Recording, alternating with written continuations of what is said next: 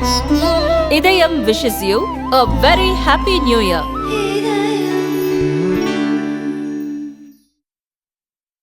அனைவருக்கும் என்னுடைய மாலை வணக்கத்தை தெரிவித்து, தமிழ்நாடு தனியார் பள்ளிகள் சங்கத்தினுடைய துவக்க விழா.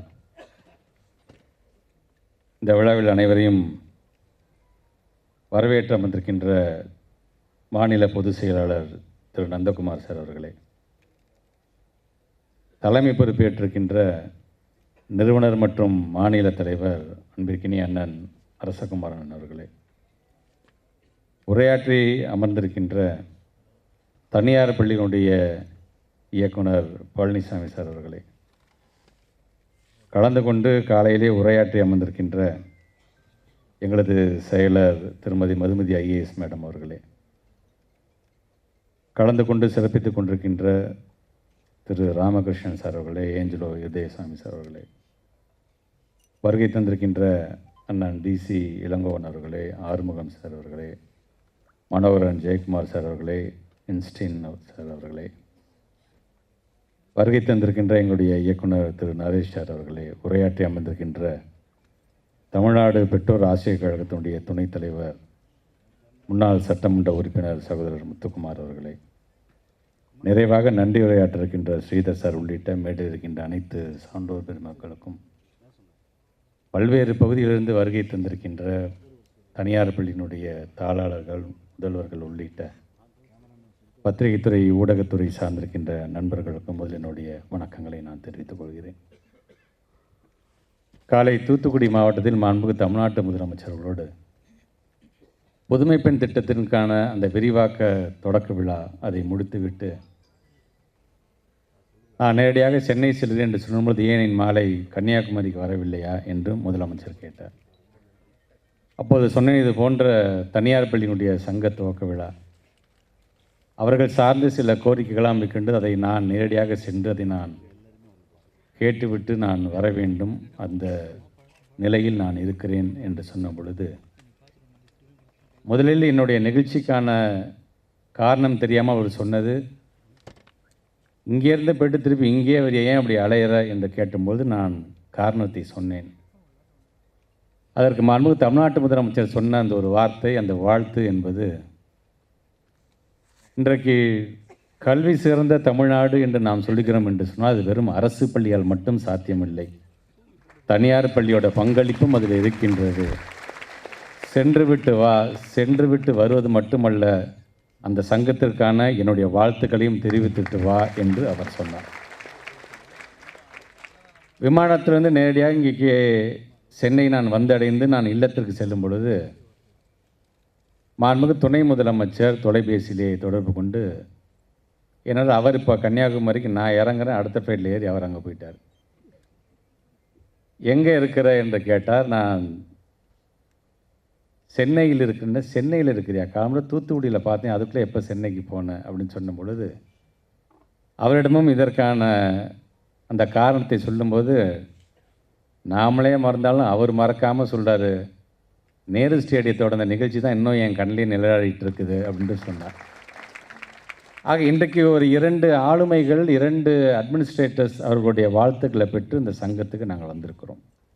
சங்கம் நடத்துவது சாதாரண விஷயம் அல்ல. இந்த அரங்கத்தில் இவ்வளோ பேர் இருக்கோன்னா, இவ்வளோ பேரும் எங்களை வாழ்த்தியவர்கள் மட்டுமா இருக்கீங்க, வாழ்த்தினவங்களும் இருக்கிறீங்க, வாரினவங்களும் இருக்கீங்க.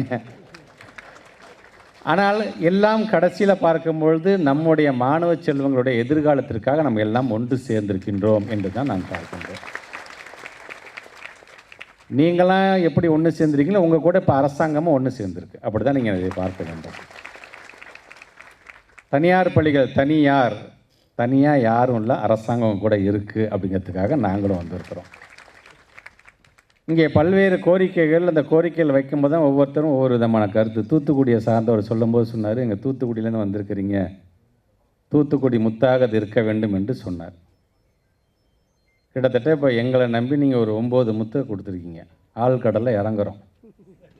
ஆழ்கடலில் இறங்கி ஒரேடியாக 9 முத்தையும் எடுக்க போகிறோமா, இல்லை ஒவ்வொரு முத்தையும் எடுக்க போகிறோமாங்கிறத போக போக கண்டிப்பாக எங்களுடைய செயல்பாட்டின் மூலமாக நீங்கள் தெரிந்து கொள்வீர்கள்.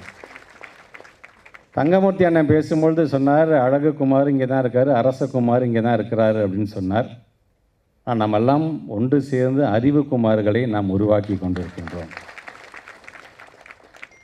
எஜுகேஷன் என்று வரும்போது தனியார் பள்ளிகள் சார்ந்திருக்கின்ற இது கமர்ஷியல் பார்ட் இருக்கும், பிஸ்னஸ் இருக்கும். ஒரு ஸ்கூல் நடத்துகிறது சாதாரண விஷயம், நடத்தி தான் ஆக வேண்டும். அதில் ப்ராஃபிட் அண்ட் லாஸ் இருக்கும், எல்லாம் இருக்கும், இல்லை என்று சொல்லவில்லை.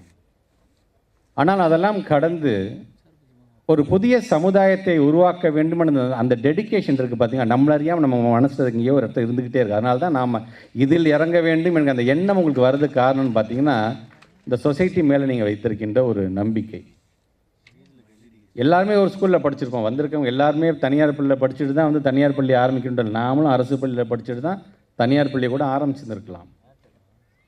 ஆக இந்த சமுதாயத்திலிருந்து நாம் என்ன கற்றுக்கொண்டோமோ அதை மீண்டும் இந்த சமுதாயத்திற்கு வழங்கக்கூடிய ஒரு மிகப்பெரிய பணியை செய்யக்கூடியவர் யார் என்று சொன்னால் அரங்கத்தில் இருக்கின்ற நீங்கள் ஒவ்வொருவரும் என்பதை நான் உள்ளபூர்வமாக அதை நான் மதிக்கக்கூடியவன், நம்பக்கூடியவன்.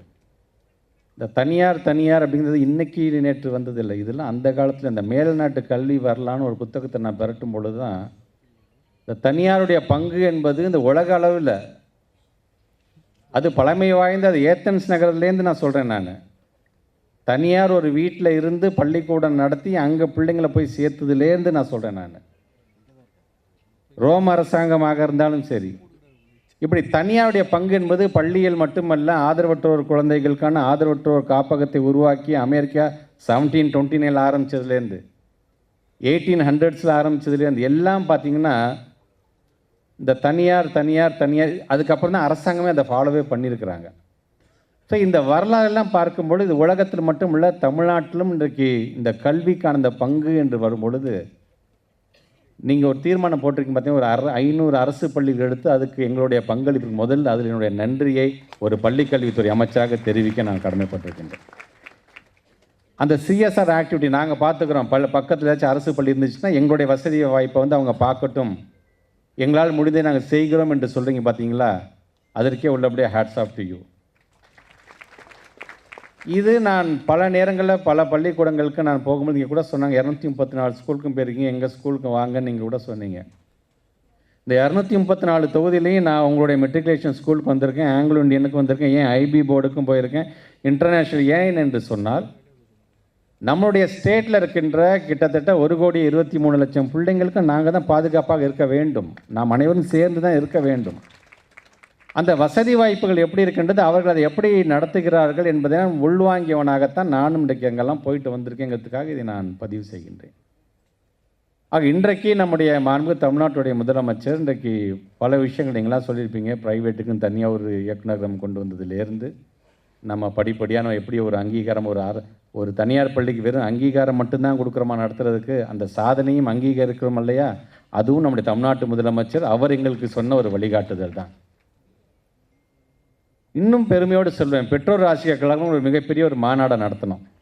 இன்னும் விருதாச்சலம் மாநாடு மட்டும்தான் பாக்கி இருக்கு. நீ காலம்புல கூட நம்முடைய முதலமைச்சருடைய தனி செயலாளர்கள் எடுத்து சொல்லியிருக்கிறேன், எப்படியாச்சும் எனக்கு பிப்ரவரி மாதம் 2 தேதி வாங்கி கொடுங்க, தமிழ்நாட்டுடைய முதலமைச்சர் அதில் கலந்து கொள்ள வேண்டும் என்கின்ற அந்த கோரிக்கையை நாங்கள் வைத்திருக்கின்றோம். ஆக அந்த மாநாடு வெற்றிகரமாக நடைபெறுவதற்கு யார் திரும்ப காரணம்? தனியார் பள்ளியை சார்ந்திருக்க நீங்கள் தான். நீங்கள் எங்களுக்கு கொடுத்த அந்த வாகனம், நீங்கள் எங்களுக்கு கொடுத்த அந்த உத்வேகம், அதனால தான் எங்களால் பிள்ளைங்களை கூட்டு வந்தாலும் சரி, பெற்றவங்களை கூட்டிகிட்டு வர முடிஞ்சதாலும் சரி, அல்லது ஆசிரியர் பெருமக்களை அழைத்து வந்ததாக இருந்தாலும், நீங்கள் இல்லை என்று சொன்னால் அது வெற்றிகரமான மாநாடாக அது அமைந்திருக்காது என்பதை உள்ளபூர்வமாக நான் நம்பக்கூடியவர். நீ கோரிக்கையெல்லாம் நான் பல கோரிக்கை வச்சுருக்கேன். ஏற்கனவே மேடம்கிட்ட பேசியிருக்கேன். மேடம்கிட்ட பேசுறதுக்கு முன்னாடி நான் தூத்துக்குடியில் விமான நிலையத்துக்கு ஏறுறதுக்கு முன்னாடி முத்துக்குமார்ட்ட முதல்ல அந்த கோரிக்கையை அனுப்பிச்சுவிடுன்னு சொன்னேன். அரசகுமார்ட்ட மூலமாக அந்த கோரிக்கை அமைச்சு அதை உடனடியாக சீஃப் செக்ரட்டரிக்கு அமைச்சு உங்களுடைய வியூ எனக்கு சொல்லுங்கள், நான் நைட்டு உங்களை திருப்பி கன்னியாகுமரியில் பார்க்குறேன் என்று சொல்லிவிட்டு நான் வந்திருக்கின்றேன். எல்லோரும் அமர்கிறோம், உட்காடுறோம், பேசுகிறோம், பல விஷயங்கள் நாம் பேசிக்கிறோம் என்று சொல்லும்போது அது ஏதாச்சும் ஒரு விதத்தில் அது வந்து சாத்தியப்படுத்த வேண்டும் என்கின்ற ஒரு ஆசை. நாங்கள் கோரிக்கை வச்சோம்ப்பா, அமைச்சர் கலந்துக்கிட்டாருப்பா, எல்லா கோரிக்கையும் நிறைவேற்றி தந்தாருப்பா, இந்த மாதிரி ஒரு அமைச்சர் நான் பார்த்ததே இல்லைப்பான்னு பேர் எனக்கு மட்டும் வாங்கின ஆசை இல்லையா என்ன?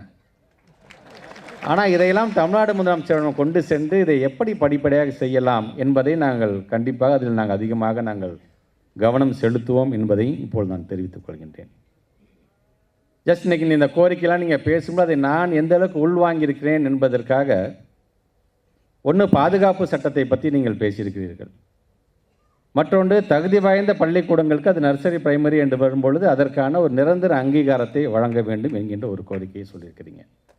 டிடிசிபி சார்ந்திருக்கின்ற 1113C என்கின்ற அந்த செக்ஷன் ஒரு தனியார் மருத்துவமனை சார்ந்திருக்கின்ற ஒரு சுப்ரீம் கோர்ட்டில் இருக்கக்கூடிய பெண்டிங், அது ஏற்கனவே நாங்கள் டிஸ்கஸ் பண்ணியிருக்கோம். அது சார்ந்து இன்றைக்கி அரசுகுமாரன் சொன்ன மாதிரி அதை பள்ளிக்கூடத்தை தனியாக அதை செப்பரேட்டாக கொண்டு வர முடியுமா என்கின்ற லீகல் வியூ பாயிண்ட்டை கண்டிப்பாக அதை நாம் செய்வோம். அதே போன்ற ஆர்டிஇ சார்ந்த அந்தந்த வருடமே அதற்கான பணத்தை நீங்கள் வழங்கிட வேண்டும் என்று சொல்லியிருக்கீங்க. இப்போ ஒன்றிய அரசு எங்களை எப்படி எங்களை இழுத்து பிடிக்கிறாங்கன்னு உங்களுக்கே தெரியும். மாநில அரசே இன்றைக்கி அதை செய்து கொண்டிருக்கிறது என்று சொல்லும் பொழுது அது சார்ந்திருக்கின்ற ஒரு கோரிக்கை. குறிப்பாக இந்த கோச்சிங் கிளாஸ்னு வரும்பொழுது பெற்றவங்க ஒத்துக்கிட்டாங்கன்னா அதை நடத்தக்கொள்ளாமே சார், அதில் ஏன் சார் நம்ம போய் சொல்லிக்கிட்டு என்கின்ற அந்த ஒரு கோரிக்கை. ஒரு பள்ளிக்கூடத்தில் இன்னொரு பள்ளிக்கூடத்துக்கு போகும்போது இங்கே எந்த ஒரு பெண்டிங்கும் இல்லாமல் ஃபீஸை கட்டிட்டு அந்த பிள்ளைங்க போகிறாங்களா அப்படிங்கிறத பார்க்கக்கூடிய விதமான ஒரு கோரிக்கை. சிபிஎஸ்சி மாதிரி 5 வருஷத்துக்கு ஒரு தடவை இந்த தொடர் அங்கீகாரத்தை நீங்கள் வழங்கலாமே என்கின்ற அந்த கோரிக்கை. இப்படி ஒவ்வொரு கோரிக்கையும் நீங்கள் கொடுத்திருக்கின்ற இந்த கோரிக்கையில் இது ஒவ்வொன்றையும் எப்படி நாம் சரி செய்ய முடியும், எதை முள் வாங்கி கொண்டு எதற்கு ஃபஸ்ட்டு நம்ம ப்ரிஃபரன்ஸ் கொடுக்கலாம் என்பதையெல்லாம் கண்டிப்பாக நாங்கள் உங்களுடைய சங்க நிர்வாகிகள் உட்காந்து நாங்கள் பேசுகிறோம். தனியாக ஒரு கமிட்டி கூட நீங்கள் கேட்டிருக்கீங்க. அந்த கமிட்டி சார்ந்து அதை உள்வாங்க முடியுமா, அதுக்கு சார்ந்து நம்ம எப்படி செய்யலாம், அது எப்படி நாம் வேகப்படுத்தலாம். அதே போன்று இந்த கூட்டம்லாம் முடிந்த பிறகு ஒரு நாள் சட்டமன்றம் கூடும்பொழுதோ அல்லது அதுக்கு முன்போ அதுக்கு பின்போ டிடிசிபி ரிலேட்டடாக அந்த அமைச்சராக இருந்தும் சரி, அந்த அமைச்சரை சார்ந்திருக்கின்ற உயர் அதிகாரிகளும் அழைத்து அவர்களிடம் அமர்ந்து இதை நாம் சரி செய்வதற்கு நாம் என்ன முயற்சி செய்யலாம். இது மட்டும் இல்லாமல் இன்றைக்கு நான் 7:30 மணி ஃப்ளைட்டை பிடிச்சி திருவான்றம் போயிட்டு நான் நம்முடைய சீஃப் செக்ரட்டரியை சந்தித்து பேசும்பொழுது இந்த 9 கோரிக்கைகளில் எந்தெந்த கோரிக்கைகள் நாம் எப்படி செய்யலாம், இந்த விவாதம் ஒரு பக்கம் அது இருந்துக்கிட்டு தான் இருக்க போகிறது. இதை சீக்கிரம் நிறைவேற்றுவதற்கு நாம் என்ன செய்யலாம் என்பதையும் ஒரு துறையினுடைய அமைச்சராக வெறும் சங்கத்தை தொடங்கி வச்சுட்டு மட்டும் போகாமல் இந்த சங்கத்தை சார்ந்தவனாக நானும் இருக்கிறேன் என்கின்ற விதத்தில் அதை நான் நிரூபிக்க முடியுமோ அதை நிரூபிக்கின்ற பணியிலும் எங்களை நாங்கள் முழுமையாக ஈடுபடுத்திக் கொள்வோம். நிகழ்ச்சி ஆரம்பித்ததுலேருந்து நானும் பார்த்துட்டே இருக்கிறேன். நீங்கள் எதுக்கு அதிகமாக கைத்தட்டிங்கன்னா பெண்டிங் ஒர்க்கு ஜாஸ்தி இருக்குது சார், கொஞ்சம் ஸ்பீடப் பண்ணி கொடுங்க சார் அப்படிங்கிறது கொஞ்சம் இருக்குது. அதை உள்வாங்குகிறோம். எதையும் நாங்கள் பூசி முழுகவில்லை, எதையும் மறக்கவில்லை. இருந்தது சொன்னால் we are ready to accept that. அதனால தான் எங்களுடைய இயக்குனர் பேசும்பொழுது கூட அதை அக்செப்ட் பண்ணி தான் பேசினார். ஆமாம், அந்த மாதிரி சில பெண்டிங் இருக்குது, ஒரு டிலே இருக்குது, நான் ஒத்துக்கிறேன். இனி வரும் காலத்தில் அதுவும் இல்லாமல் பார்த்து கொள்வது எங்களுடைய வேலை என்று அவர் சொல்லியிருக்கிறார். துறையின் ஒரு அமைச்சராக இனி அவரை பார்க்க வேண்டியது என்னோட வேலை என்பதை நான் இந்த நேரத்தில் நான் தெரிவிச்சுக்கிறேன். ஏன்னா அவர் சொன்ன வார்த்தை அமைச்சரை உட்கார வச்சு நீங்கள் சொல்லியிருக்கிறீங்க, இவ்வளோ பேருக்கு முன்னாடி சொல்லியிருக்கிறீங்க. வார்த்தை வெறும் வார்த்தையாக மட்டும் இல்லாமல் அது செயலாகவும் இருக்க வேண்டும். எப்படி நம்முடைய மாண்பு தமிழ்நாட்டு முதலமைச்சர் சொல்கிறார், அதை நிறைவேற்றுகின்ற துறையாக நம்முடைய பள்ளிக்கல்வித்துறை விளங்க வேண்டும் என்று சொன்னால் நாம் இங்கே பேசுகின்ற இந்த பேச்சுக்கெல்லாம் ஒரு செயல் வடிவம் கொடுக்கின்ற விதத்தில் நம்முடைய செயல்பாடுகள் அமைய வேண்டும். வருகை தந்திருக்க நீங்கள் பல்வேறு பகுதியிலேருந்து நீங்கள் வந்திருப்பீங்க, காலம்பரிலேருந்து பல்வேறு நிகழ்ச்சியில் கலந்துக்கிட்டு இருக்கிறீங்க நீங்கள். ஸோ பல விஷயங்கள் நீங்கள் டிஸ்கஸ் பண்ணியிருக்கலாம். மேடமும் நான் மேடையில் அமரும் பொழுது மேடமும் என்கிட்ட ஒரு 2-3 பாயிண்ட் சொன்னாங்க. சார் இதெல்லாம் கூட நம்ம பண்ணிடலாம் சார் கூட என்று சொல்லியிருக்கிறார்கள். இருந்தாலும் இது முதலமைச்சருடைய கவனத்துக்கு சொன்ன அவர் வாயாக அது வரும்பொழுது இன்னும் அதற்கான அந்த நம்பகத்தன்மை என்பது அதிகமாக இருக்கும் என்பதற்காக இதை நான் சொல்கின்றேன். வருகை தந்திருக்க நீங்கள் பல அரசு பள்ளிக்கு ஈக்குவலாக தனியார் பள்ளி நிகழ்ச்சி நான் நிறையா கலந்துருக்கிறேன். அந்த நிகழ்ச்சியில் கலந்து கொள்ளும் போதெல்லாம் நான் மறக்காமல் சொல்வது, தனியார் பள்ளியை சார்ந்திருக்கின்ற அவர்களுக்கு சொல்லுகின்ற அதே இதைத்தான் இங்கே வருகை தந்திருக்கேன். தனியார் பள்ளியை சார்ந்திருக்கின்ற ஒட்டுமொத்த உங்களுக்கும் நான் சொல்ல விரும்பப்படுவது என்பது, நீங்களும் உங்களுடைய அரசு பள்ளிக்கு வாருங்கள், நாங்கள் என்ன செய்யறது கற்றுக்கோங்க. நாங்கள் உங்களுடைய பள்ளிக்கு வரோம், நீங்கள் என்ன செய்யுங்க நாங்கள் கற்றுக்குறோம். உங்களிடமிருந்து நாங்கள் கற்றுக்கொள்கிறோம், எங்களிருந்தும் நீங்கள் கற்றுக்கொள்ளுங்கள். அனைத்துமே நம்முடைய மாணவ செல்வங்களுக்காக நாம் இருவரும் சேர்ந்து கற்றுக்கொள்கின்ற நல்ல ஒரு சமுதாயத்தை உருவாக்கக்கூடிய ஒரு நல்ல நாளாக இந்த நாள் அமையட்டும். ஒரு வருஷம் முடியும் பொழுது ஒரு தொடக்கம் தொடங்கியிருக்கின்றது, அது இந்த சங்கத்துடைய தொடக்கம். இனி தொடர்ந்து இந்த சங்கத்துடைய தொடக்கம் என்பது அது மிகப்பெரிய ஒரு வெற்றியாக, ஒரு எழுச்சியாக, அது வளர்ச்சியாக கண்டிப்பாக இருக்கும். அதற்கு இந்த அன்பில் மகேஷ் பொய்யாமொழி என்றைக்கும் துணை நிற்பான் என்று சொல்லி உங்கள் அனைவருக்கும், அதே போன்ற புதிதாக இன்றைக்கு பொறுப்பேற்றிருக்க அனைத்து நிர்வாகிகளுக்கும் என்னுடைய மனமார்ந்த வாழ்த்துக்களை என்னுடைய மாண்புமிகு தமிழ்நாட்டு முதலமைச்சருடைய வாழ்த்துக்களோடும் மாண்புமிகு துணை முதலமைச்சருடைய வாழ்த்துக்களோடும் தெரிவித்து இந்த உரையை நிறைவு செய்கிறேன். நன்றி, வணக்கம்.